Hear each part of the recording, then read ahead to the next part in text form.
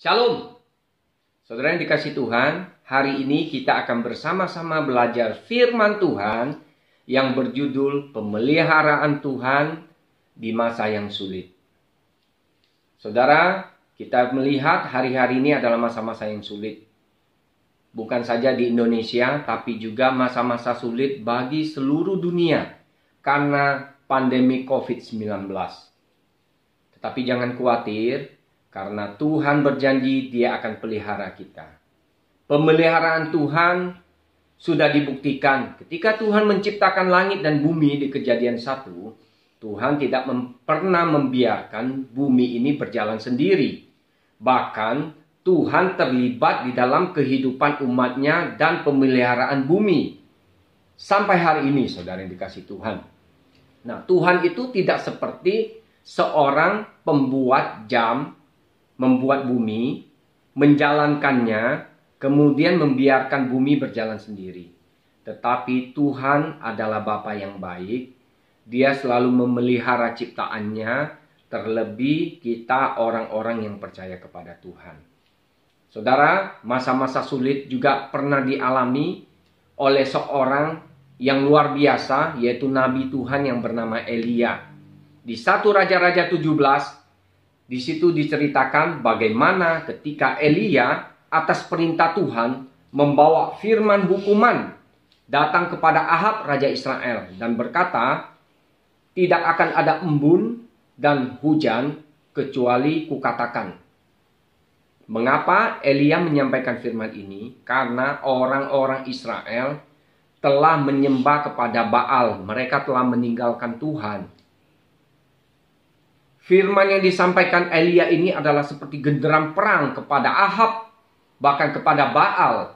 Karena pada saat itu, Baal itu adalah dewa kesuburan.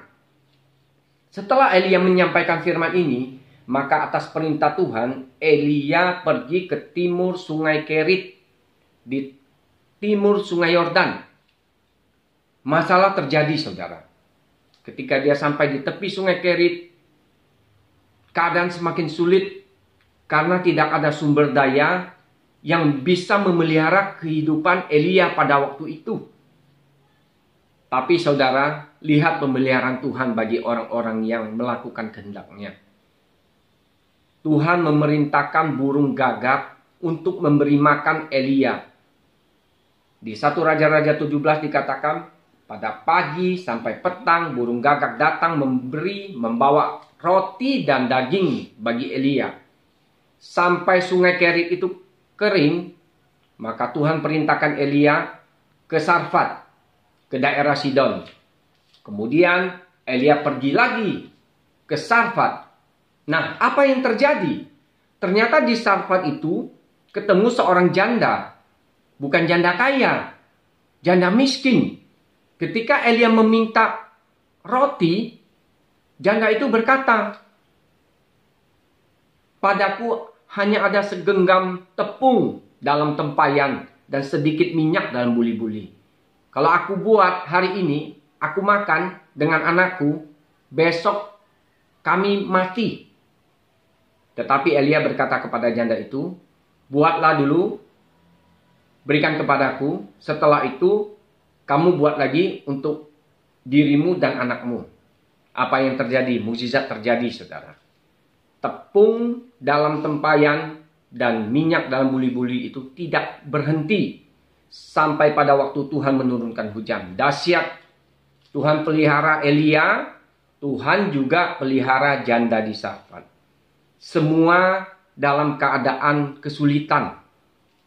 Hari-hari ini kita mengalami masa sulit. Seolah-olah mustahil. Sistem yang ada tidak menolong. Tetapi ingat, masih ada Tuhan. Tuhan bisa pelihara hidup kita. Ada burung-burung gagak yang Tuhan kirimkan. Bahkan janda Sarfat sekalipun bisa pelihara hidup kita. Itu menandakan bahwa Tuhan tidak pernah kehabisan sumber daya untuk menolong kita. Saudara, terus berharap kepada Tuhan. Yakin, lakukan kehendak Tuhan. Maka mukjizat pasti terjadi. Kau pasti dipelihara Tuhan di masa-masa sulit ini. Bahkan engkau bisa memberkati orang lain di masa-masa sulit ini. Percayalah, mujizat terjadi bagimu. Shalom, Tuhan Yesus memberkati.